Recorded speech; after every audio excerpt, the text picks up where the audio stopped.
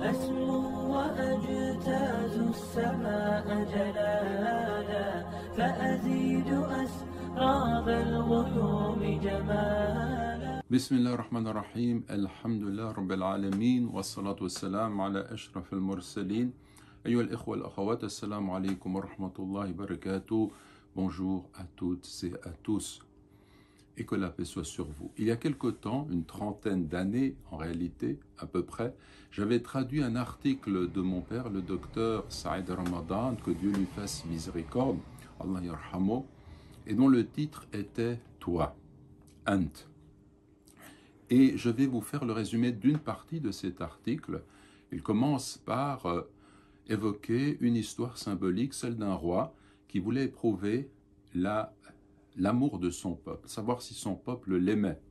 Et donc il avait demandé à ce peuple d'aller porter au haut d'une colline où il avait installé un immense récipient pour chaque individu, de porter avec lui une tasse remplie de miel au milieu de la nuit, après minuit. Et donc il avait choisi une nuit noire, très très noire, et une période où le miel était rare et donc était cher. Alors on a vu, après minuit, la dite nuit, le peuple se déplacer en procession nombreuse au sommet de cette colline. Parmi eux, l'un d'entre eux s'est dit il fait noir, personne n'y verra rien, je vais apporter au sommet de la colline un peu d'eau. Et donc il a mis de l'eau dans sa tasse et il est allé au sommet de la colline et il a déversé cette eau comme les autres, chacun portant sa tasse dans la nuit au sommet de cette colline pour y déposer le fameux liquide dans cet immense récipient. Et on dit qu'au matin, le roi, lorsqu'il s'est déplacé, s'est rendu au sommet de cette colline, a trouvé que le récipient était plein, mais il était plein d'eau. Et ce récit symbolique, il illustre bien la situation dans laquelle se trouvent aujourd'hui les musulmanes et les musulmans lorsqu'ils constatent que leur situation est particulièrement difficile puisque l'islam est agressé au niveau international, des populations subissent des génocides, et puis ici même, dans les contrées européennes, l'islamophobie gagne du terrain. On voit même aujourd'hui, dans nos contrées, près de nous, en Europe, des situations où la haine de l'islam s'expose ouvertement et où les gouvernements adoptent des lois séparatistes nuisibles pour les musulmans, mais aussi pour le climat général qui fait que nous sommes là dans une situation qui pose un certain nombre de problèmes qui peuvent s'avérer extrêmement virulents par la suite. Une situation critique que l'on constate, que l'on connaît. Les musulmans, lorsqu'ils sont en assemblée, on parle ouvertement, font preuve d'une conscience aiguë de la situation, des problèmes qui se posent, et puis ils critiquent les autres, ils critiquent leur gouvernement, ils critiquent les musulmans, tous ceux qui n'agissent pas comme ils devraient le faire, des associations qui démissionnent, des structures qui s'effondrent, beaucoup de choses qui se passent, on critique les autres, mais on oublie dans tout cela une personne, et cette personne, c'est toi.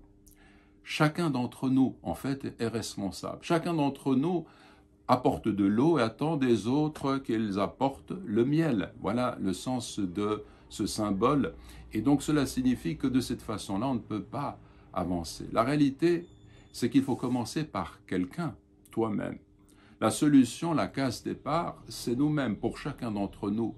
C'est commencer à ce niveau-là, un engagement qui est sincère, un engagement qui est entier. Et se rappeler que notre Créateur, subhanahu wa ta'ala, a dit « Inna Allah la yughayyiru ma biqawmin hatta yughayyiru ma bi anfusihim » Dieu ne change certes rien à l'état d'un peuple jusqu'à ce que les individus qui le composent changent ce qui est en eux-mêmes.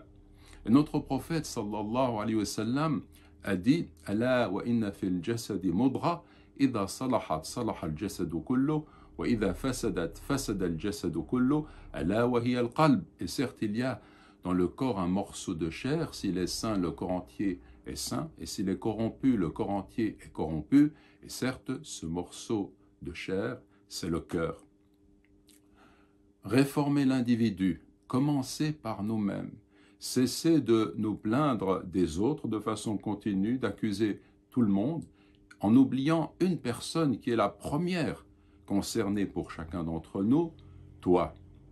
Et je pense que cet article aujourd'hui, eh bien, il devrait rencontrer un écho dans le cœur de beaucoup d'entre nous qui se posent la question de savoir, mais qu'est-ce qu'il faut faire pour pouvoir vivre l'islam intérieurement à notre propre niveau, mais aussi pour pouvoir en témoigner, aller contre les agressions, quelles qu'elles soient, contre notre religion, contre notre message. Il faut commencer par nous-mêmes.